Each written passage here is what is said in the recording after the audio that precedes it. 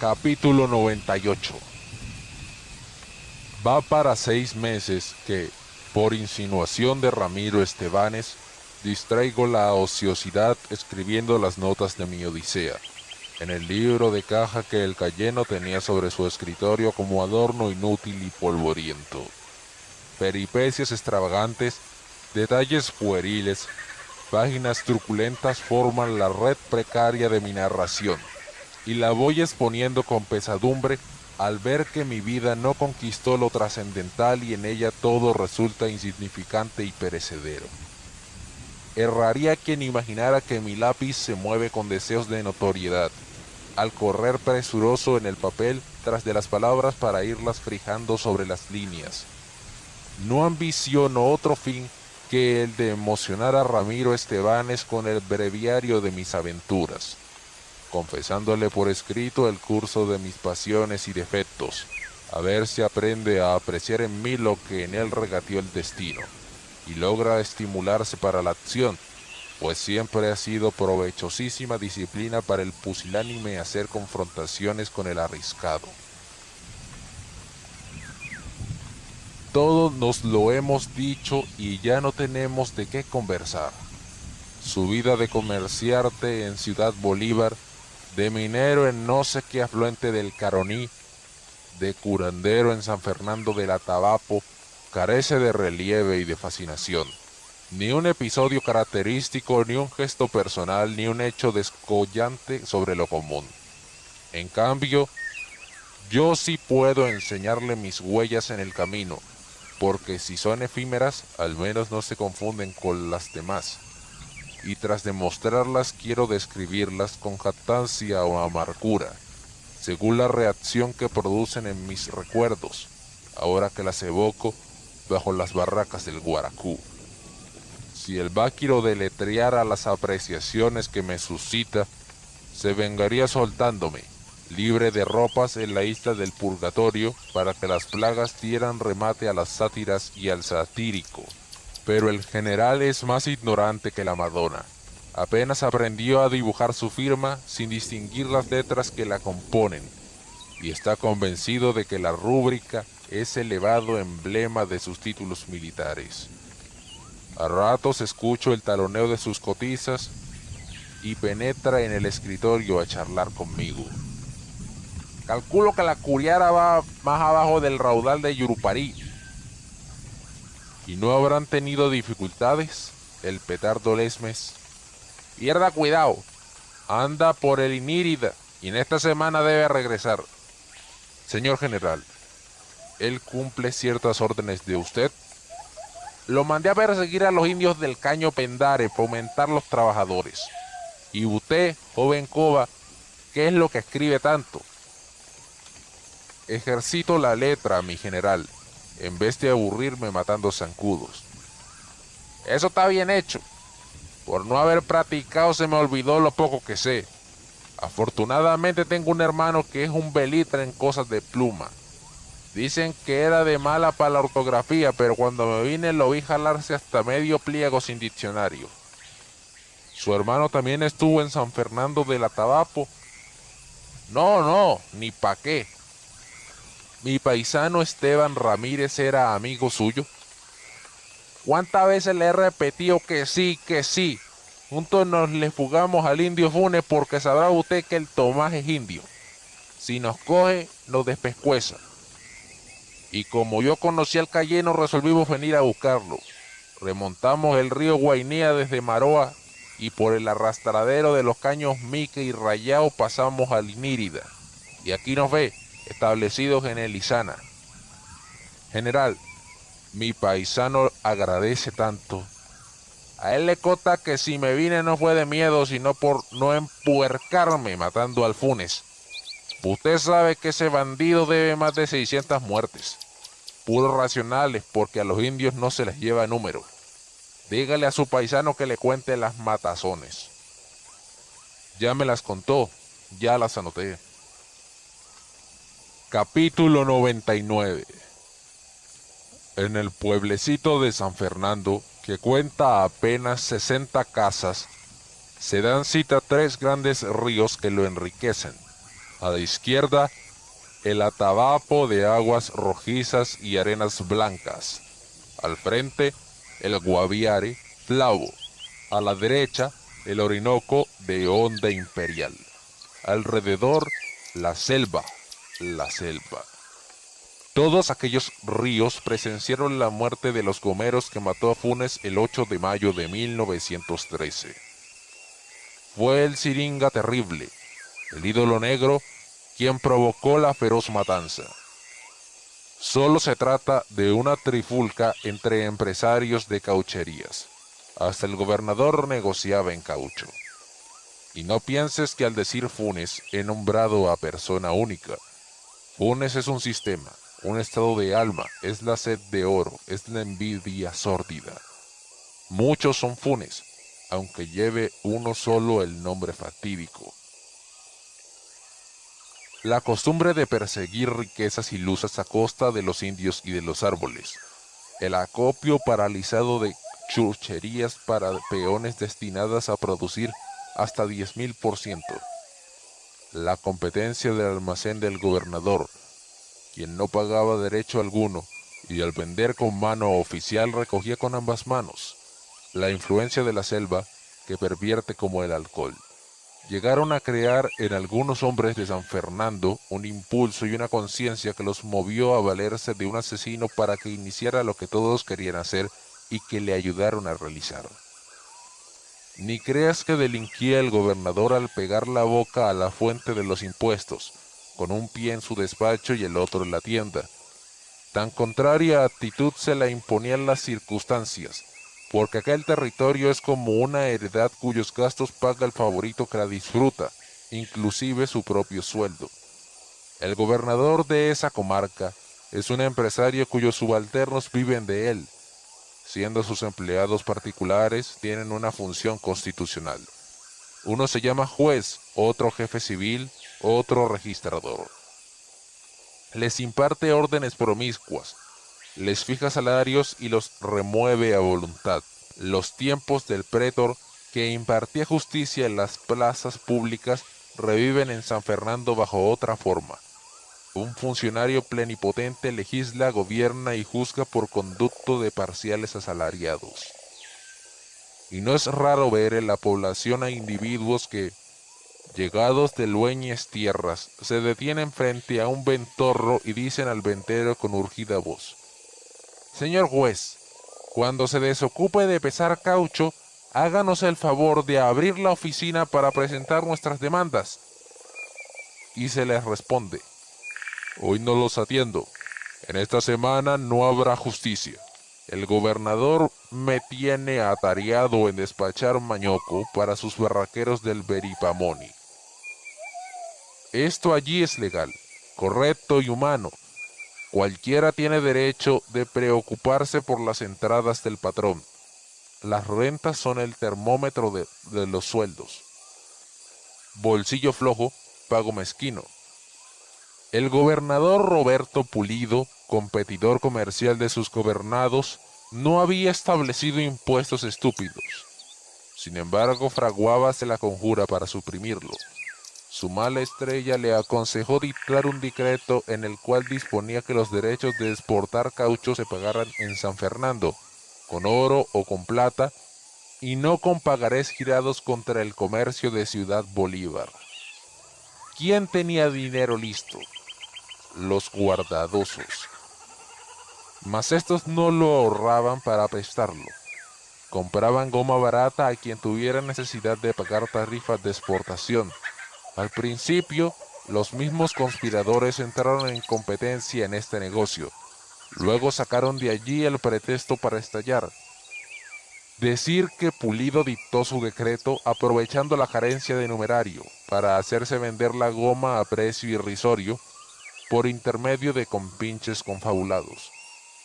Y lo mataron, lo saquearon y lo arrastraron, y en una sola noche desaparecieron 70 hombres. Capítulo 100. Desde días atrás, me refiere Ramiro Estebanes, advertí los preparativos del ominoso acontecimiento. Ya se decía a boca tapada que varios sujetos habían logrado infundirle a Funes la creencia de que era apto para adueñarse de la región y hasta para ser presidente de la República cuando quisiera. No resultaron falsos profetas los de aquel augurio, porque jamás en ningún país se vio tirano con tanto dominio en vida y fortunas como el que atormenta la inconmensurable zona cauchera cuyas dos salidas están cerradas. En el Orinoco, por los chorros de Atures y de Maipures, y en el Guainía por la aduana de Amanadona. Un día acudí a la casa del coronel a tiempo que éste ajustaba la puerta del patio. Aunque intentó cerrarla rápidamente, alcancé a ver que en el interior había considerable número de caucheros, sentados en los pretiles y en los pollos de la cocina limpiando sus armas. Estos hombres fueron traídos de las barracas del Pasimoni, como después se dijo, y llegaron a medianoche a la población en compañía de otros barraqueros pertenecientes al personal de distintos patrones, que los ocultaron con cautela. Funes alarmóse al notar que yo había observado a los gomeros y, buscando mi oído, secretió con patibularia amabilidad: «No los dejo salir porque se emborrachan. Son de los nuestros. ¿Qué se le ofrece?» «Le debo 1000 bolívares, Espinosa, y me tiene fundido a cobros. Si usted quisiera prestármelos». «Yo nací para los amigos. Espinosa nunca volverá a cobrarle. Usted con sus propias manos tendrá ocasión de saldar esa deuda. Esperemos a que llegue el gobernador». Y Pulido llegó al atardecer de regreso del Caciquiare en una lancha de petróleo llamada Yasaná. En compañía de varios empleados, recogióse pronto porque venía enfermo de fiebres. Mientras tanto, sus enemigos, que habían limpiado de embarcaciones la costa para evitar fugas posibles, quitáronle el timón a la lancha y lo escondieron en la trastienda del coronel, cuyas tapias están sobre el atabapo. Vino a poco la noche, una noche medrosa y relampagueante. De la casa de Funes salieron grupos armados de Winchesters embozados en bayetones para que nadie los conociera, tan valientes por el influjo del ron que les enardecía la animalidad. Por las callejas solitarias se distribuyeron para el asalto, recordando los nombres de las personas que debían sacrificar. Algunos, mentalmente, incluyeron en esa lista a cuanto individuo les inspiraba antipatías o resentimientos, a sus acreedores, a sus rivales, a sus patrones. Marchaban recostados a las paredes tropezando con los cerdos que dormitaban en la acera. «Marrano maldito, me hace caer». «Silencio, silencio». En el estanco de Capechi, gente indefensa jugaba a los naipes, acaballada en el mostrador. 5 hombres, entre ellos Funes, quedaron acechándola en lo oscuro para cuando se abriera el fuego en la esquina próxima. Allá, en la alcoba del sentenciado, ardió una lámpara que lanzaba contra la lluvia lívidas claridades. El grupo de López, felinamente, se acercó a la ventana abierta. Adentro, Pulido, abrigado entre su chinchorro, sorbía la poción preparada por los enfermeros. De repente, volviendo los ojos hacia la noche, alcanzó a sentarse. «¿Quiénes están ahí?». Y las bocas de 20 rifles le contestaron, llenando la estancia de humo y sangre. Esta fue la señal terrible, el comienzo de la hecatombe. En las tiendas, en las calles, en los solares reventaban los tiros. Confusión, fogonazos, lamentaciones, sombras corriendo en la oscuridad. A tal punto cundía la matazón que hasta los asesinos se asesinaron. A veces, hacia el río, una procesión consternaba el pasmo de las tinieblas, arrastrando cadáveres que pendían de los miembros y de las ropas, atropellándose sobre ellos como las hormigas cuando transportan provisiones pesadas. ¿Por dónde escapar? ¿A dónde acudir? Mujeres y chicuelos, desorbitados por un refugio, daban con la pandilla, que los avaliaba antes de llegar. «¡Vive el coronel Funes! ¡Abajo los impuestos! ¡Vive el comercio libre!». Como una saeta, como una ráfaga, empezó a correr una voz. A la casa del coronel, a la casa del coronel. Mientras tanto, en el puerto Lóbrego tableteaba el motor de la Yasaná. Allá era el pueblo, embarcarse a la casa del coronel. Cesaron los tiros. En su sala, en su tienda, trajinaba Funes, recibiendo a las gentes incautas, separando con sonrisitas a los que pronto serían asesinados en el solar. Usted a la lancha, usted conmigo. En breves minutos colmóse el patio de rostros pavóricos. Tras la puerta del muro que da sobre el río que situó González con el machete. A bordo, muchachos. Y el que iba saliendo rodaba decapitado entre los hoyos que dieron tierra para levantar la edificación. Ni un grito, ni una queja. La noche, el motor, la tempestad. Capítulo 101.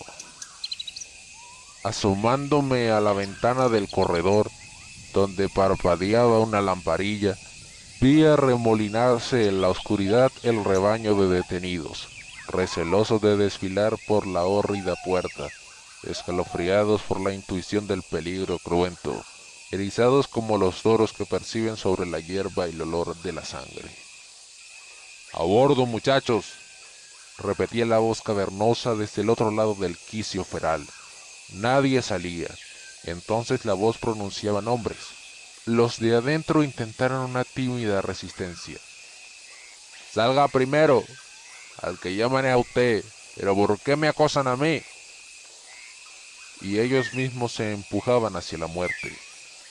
En la pieza donde estaba yo comenzaron a descargar bultos y más bultos. Caucho, mercancías, baúles, mañoco, el botín de los muertos, la causa material de su sacrificio. Unos murieron porque la codicia de sus rivales estaba clamando por el despojo. Otros fueron sacrificados por ser peones en la cuadrilla de algún patrón a quien convenía mermarle la gente, para poner coto a la competencia. Contra estos fue ejecutado el fatal designio, pues debían fuertes avances y, dándoles muerte, se aseguraba la ruina de sus empresarios. Aquellos cayeron, estrangulando el grito agónico porque eran del tren gubernamental, empleados, amigos o familiares del aborrecido gobernador. Los demás, por celos, inquinas, enemistades. «¿Cómo es posible que lo encuentre sin carabina?», preguntóme Funes. «Usted no ha querido ayudarnos en nada, y eso que ya cubrí su deuda. En este machete se lee el recibo». Y enseñaba contra el farol la hoja sanguinolenta y amellada. «No se exponga», agregó, «a que el pueblo lo considere enemigo de sus derechos y su libertad. Es preciso adquirir credenciales, una cabeza, un brazo, lo que se pueda. Tome ese Winchester y rebúsquese.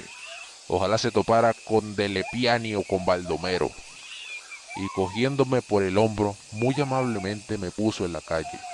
Por un lado del puerto, hacia la laja de Maracoa, se agruparon unas linternas y descendieron a lo largo de la orilla, alumbrando las aguas y el arenal. Eran unas mujeres que gimoteaban al través de los pañolones buscando los cadáveres de sus deudos. «Ahí, aquí le arrancaron los intestinos, lo tirarían a la resaca, pero ha de flotar al amanecer». En tanto, en los solares tipos enmascarados movían sus velas, con afán de esconder entre los hoyos llenos de basuras los cuerpos de las víctimas y la responsabilidad de los matadores. «Bótenlos al río, no me los dejen en este patio que no tardan en ponerse hediondos». Así clamaba una vejezuela, y, al verse desobedecida, amontonó ceniza caliente en las improvisadas sepulturas. A veces ambulaba por las esquinas alguna ronda de hombres protervos, que se atisbaban con desconfianza recíproca, disfrazando sus estaturas y sus movimientos por hacer imposible la identidad. Algunos se acercaban para tentarse la manga de la camisa, que debía estar remangada en el brazo izquierdo, pero nadie supo de fijo con quién andaba ni a quién perseguía su acompañante, y se separaban sin interrogarse ni reconocerse. Pasó la lluvia, desaparecieron los cadáveres insepultos y, Sin embargo, el alba indoliente se retrasaba en ponerle fin a tan nefanda noche de pesadilla. Cuando el pelotón iba a disgregarse, un hombre inclinó la cara sobre el vecino alumbrándolo con la brasa del tabaco. —¡Bácare! —Sí. Y, en oyendo la voz gangosa, le infirió profunda facada en el ancho pómulo. Hoy me asegura el vaquero que el mismo Funes fue quien le anduvo por el carrillo queriendo sacarle la yugular, solo que en San Fernando no se atrevía a revelar el nombre de su agresor por miedo a las reincidencias del coronel, ante quien daba pábulo a la leyenda de que su herida fue ocasionada en osado duelo al abatir en la oscuridad a 10 contendores apantillados. Y hubieras visto a qué extremos tan deplorables se abajaron los fernandinos por salvar su débil pellejo, haciéndose gratos al déspota y a sus áulicos. ¡Qué adhesiones, qué aplausos, qué intimidades! La delación fue planta parásita que enredaba a vivos y a muertos, y el chisme y la calumnia progresaron como peste. Los que sobrevivieron a la catástrofe perdieron el derecho de lamentarse y comentar, so riesgo de que por siempre lo silenciaran. Cada cual tornóse en espía, y tras de cerraduras y rendijas hay ojos y oídos.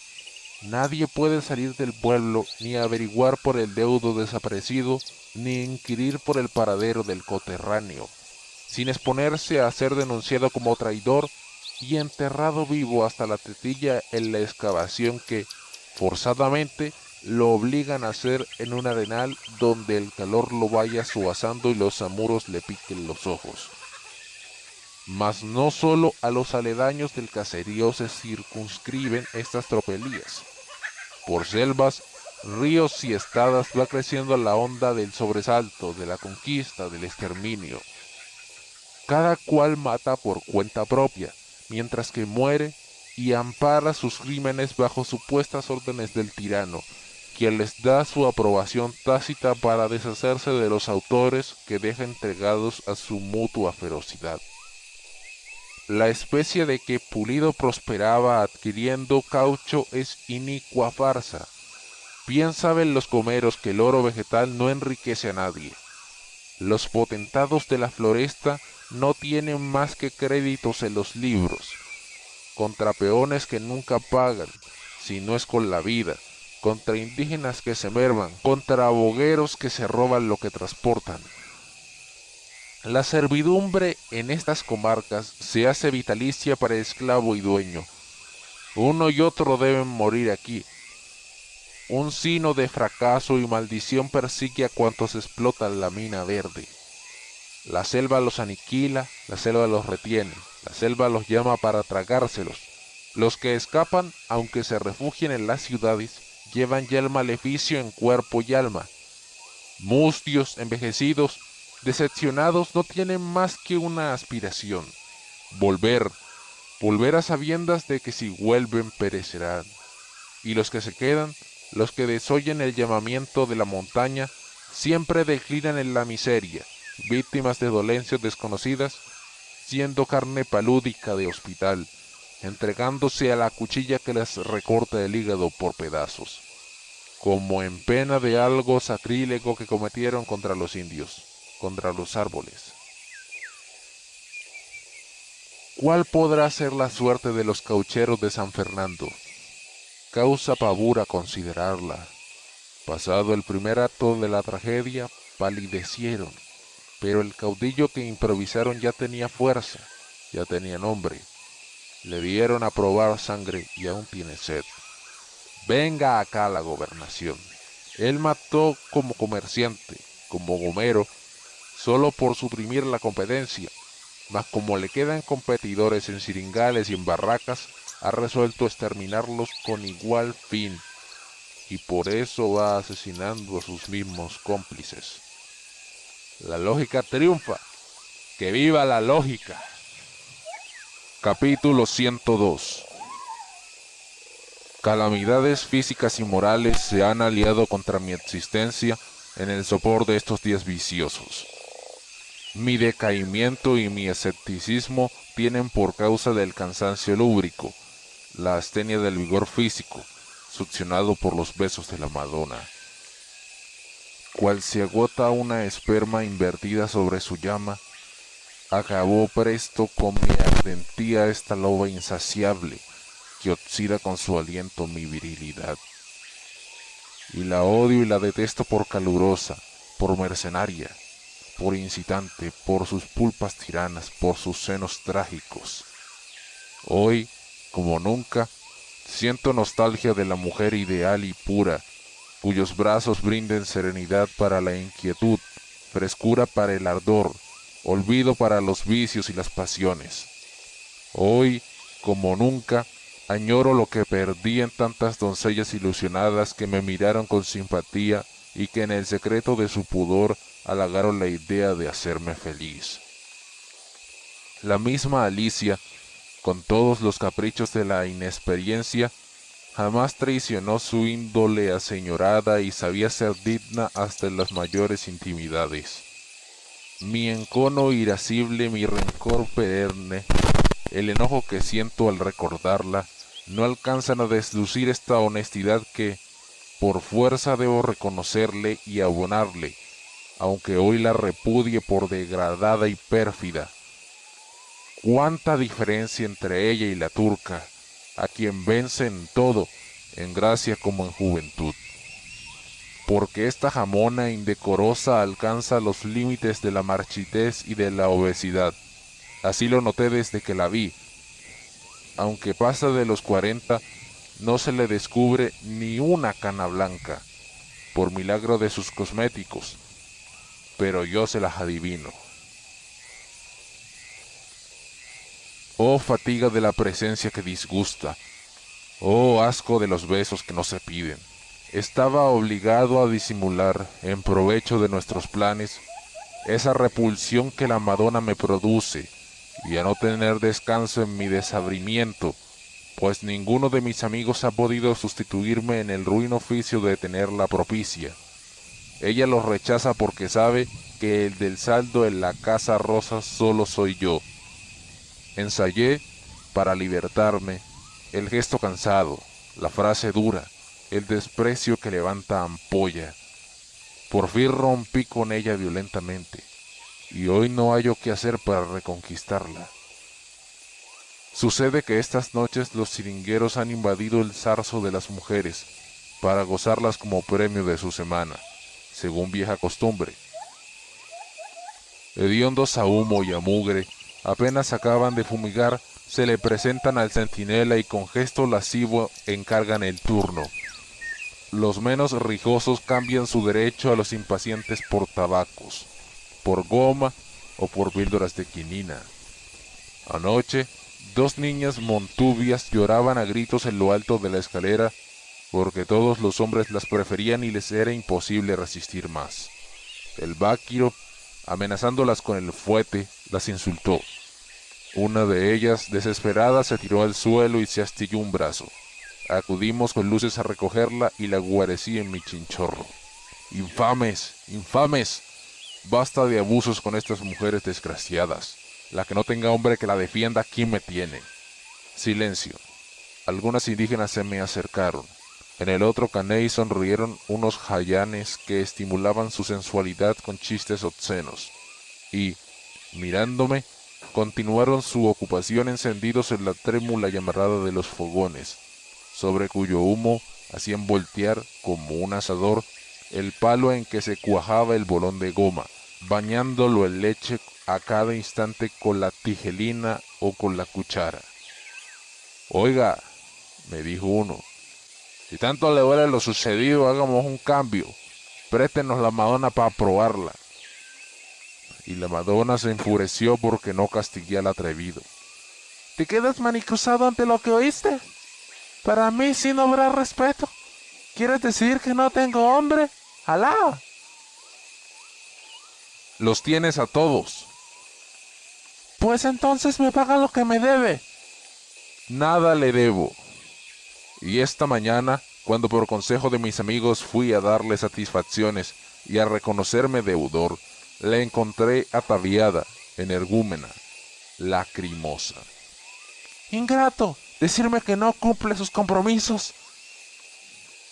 Cogíle las mejillas sin saber en dónde besarla, cuando de pronto retrocedí descolorido de emoción y gané la puerta.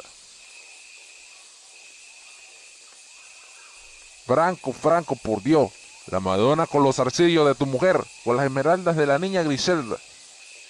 Capítulo 103.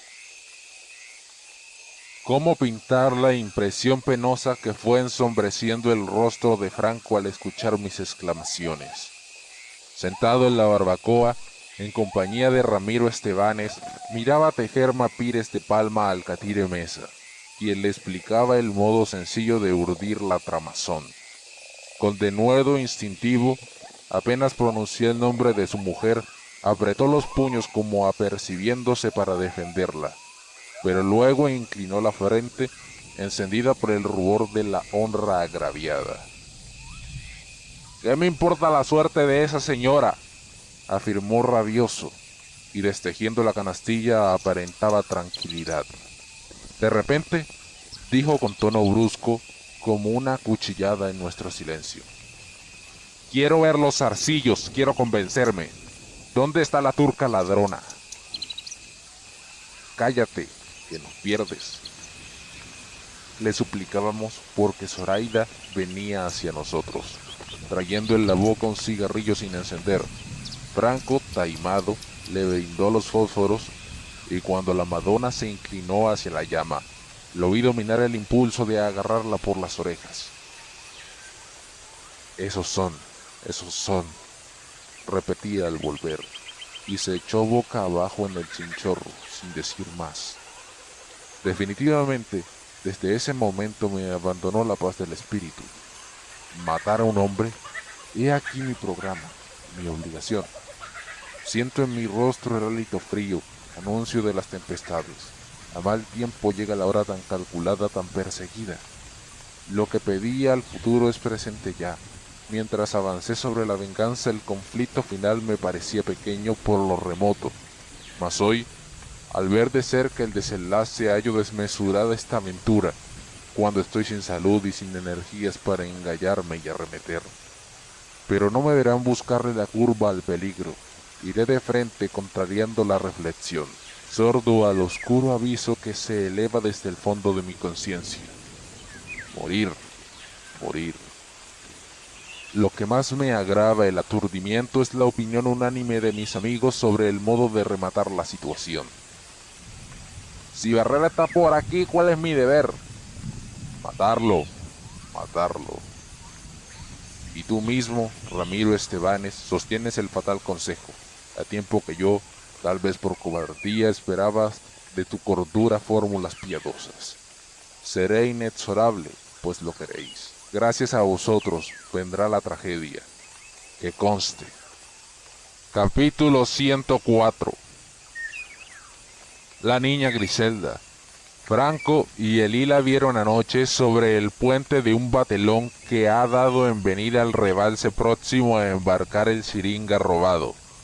Alumbraba con una lámpara la faena contrabandista, y si no distinguió a mis compañeros, al menos sabe ya que la buscamos, porque Martel y Dólar se lanzaron a agasajarla, y ella, al partir el barco, se llevó los perros. Fue Ramiro Estebanes quien primero supo que los indios trasponían la goma de los depósitos, cargándola entre las tinieblas, hacia embarcaderos insospechados. Diole el denuncio mi protegida cierta noche que le vendaba el brazo enfermo, y, enterados de la ocurrencia, nos apostó la India en un escondite para que viéramos sucederse la línea de bultos por entre la naturaleza encubridora. 10, 15, 20 nativos, de los que solo entienden su lengua yeral, pasaban con sus cargas pisando en el silencio como en una alfombra. Para mayor sorpresa, cerraba el desfile la Madonna Zoraida Airán. Cogerla, secuestrarla, impedir el viaje. Así cuchicheábamos viéndola fundirse en la oscuridad. sin tiempo de echar mano a las carabinas ocultas desde nuestra llegada, corrimos al tambo de la mujer. La lámpara de encandilar murciélagos latía como una víscera. El equipaje intacto, la hamaca aún tibia, estaba repleta de mantas y cojines, para simular bajo el mosquitero un cuerpo dormido. Aquí las chinelas de piel de tigre, allá la colilla del último cigarrillo, humeando todavía en el rincón. Estos detalles nos permitían respirar con sosiego. La Madonna no había salido para escaparse, pero debíamos vigilar. En la noche siguiente dimos comienzo a nuestros planes. Franco y Alí, con taparrabos y con fardo al hombro, entraron desnudos en la fila de los cargadores por conocer la ruta del incógnito puerto y atisbar las maniobras de los aborígenes. Mientras tanto, Ramiro entretuvo al Báquiro en su caney y yo pasé la noche con Zoraida. Sobrevino una imprevisión adversa o propicia. Los perros, viéndose solos, cogieron el rastro de mis compañeros y encontraron a su antigua dueña que, mañosamente, se los llevó sin decir palabra. A no haber sido por los cachorros, me declaraba Franco al amanecer, no la hubiera reconocido. Tan espectral, tan anémica, tan consumida. Grave error cometimos al desertar de los indígenas cuando columbramos las luces del barco. Abiertos de la fila en la oscuridad observamos a corto trecho lo que pasaba, pero si hubiera descubierto nuestra presencia nos habrían asesinado. La pobre mujer, alzando una luz, miraba angustiosa a todas partes, y en breve desatracaron y se fueron. ¡Qué desgracia! Corremos el peligro de que ya no vuelva. Entonces el catire afirmó: desenterradas nuestras carabinas y en achaques de salir a cauchar rondaremos estas lagunas desde hoy. Fácil cosa es hallar la guarida del bongo. Si la niña Grisel está con los perros bastará silbarlos. Hace 5 días que se hallan ausentes y la incertidumbre me vuelve loco.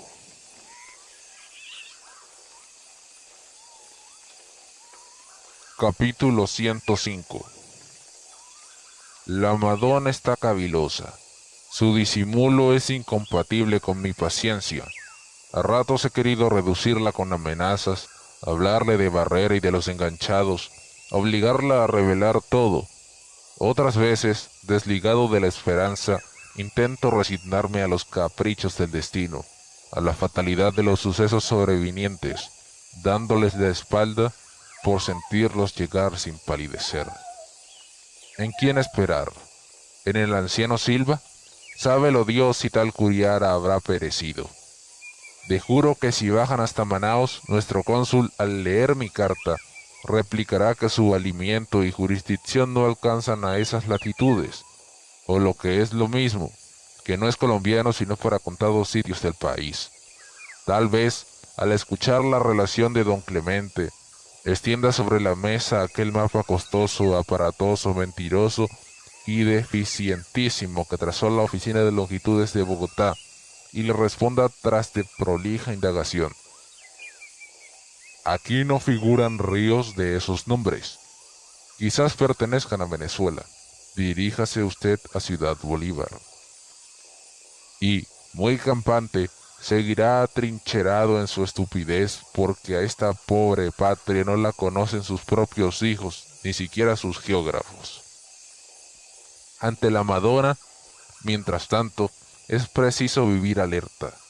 Siempre odié su idiosincrasia menesterosa, que tiene 2 antenas como los cangrejos, torpeza en el amor y astucia en el lucro. Hoy, más que eso, me desazona su hipocresía, apenas inferior a mi sagacidad, pero su habilidoso fingimiento data de pocos días. ¿Acaso, como piensa Ramiro, le llegó algún aviso contra mí? ¿Qué será de Barrera? ¿Qué del petardo Lesmes y del Cayeno? Zoraida, el que dijera que has cambiado conmigo tendría razón. Alá, como tú prefieres las Indias. Harto convencida debes estar de lo contrario. Tu desvío tiene por causa el arrebato aquel, y hasta me reprochaste que no te pagaba. ¿Qué testimonio puedo aducir como garantía de mi honradez? Solo un hombre con quien tuve negocios en pasadas épocas y reside en este desierto podría darte informes de mi rectitud. Cuando regrese la curiera que bajó a Manaos, iré a buscarlo a Yaguanarí porque le debo varios contos. Se llama Barrera. La Madonna cambió de postura en el catrecillo y pestañeaba abriendo los labios. ¿Narciso? ¿Tu compatriota? Sí, que tiene negocios con un tal Pesil. Sin conocerme, hízome el honor de enviarme dinero al Alto Baupés para que le enganchara indios y peones. Más tarde recibió orden de suspender aquella gestión porque él mismo pensaba contratarlos en Casanare. Hombre raro y emprendedor, de audaces ideas. Me ofrecía a última hora cederme a bajo precio cuantos siringueros le sobraran, sin reparar en que ya le debía las sumas que me confió. Iré a verlo, a devolvérselas y a hacer un buen trato, porque hoy a los caucheros se les gana mucho en el Baupés. Si pudiera no negociaría en gomas sino en gomeros. Al oír esto, la Madonna, poniéndose sus palmas en las rodillas, hizo la emocionante revelación. Los peones de Barrera no valen nada. Todos con hambre, todos con peste. A lo largo del río Guainía desembarcaban en las casas de los caboclos, a robarse cuanto encontraban, a tragarse lo que podían, gallinas, cerdo, farina cruda, cáscaras de banano, tosiendo como demonios, devorando como langostas. En algunos sitios era indispensable hacerles disparos para obligarlos a embarcarse. Pesil subió a encontrarlos hasta su fundación de San Marcelino. Allí estaban enfermas varias colombianas y me dio una a precio de costo. ¿Cómo se llama? No sé. ¿Te importa saberlo? Sí. No. Si hubiera venido, hablaría con ella, primero para pedirle datos de esa gente, y segundo, para encarecerle absoluta reserva y circunspección. ¿En qué asunto? ¿Por qué? No daré mi confianza a quien me la quita. Dime, ¿cuándo tuve secretos para ti? Entonces aboqué el problema de lleno. Zoraida, quiero ser generoso con la mujer que me hizo erótica dádiva de su cuerpo, pero en ningún caso toleraré que se comprometa imprudentemente confiada en mí. Zoraida, aquí todos saben que de noche transportas el caucho de los depósitos del Cayeno a tu batelón. Mentira, mentira de tus amigos que no me quieren. Y de que una mujer llamada Griselda les ha escrito cartas a mis compañeros. Mentira, mentira. Y que al Cayeno se le avisó lo que está pasando. Tus amigos, en eso andan, tú permitiste. Y que algunos gomeros encontraron el escondrijo de tu barco pirata. ¡Alá! ¿Qué hago? Me roban todo. Entonces yo, esquivo a la mano que me imploraba, salí del tambo, repitiendo con su sardónica displicencia. Mentira, mentira.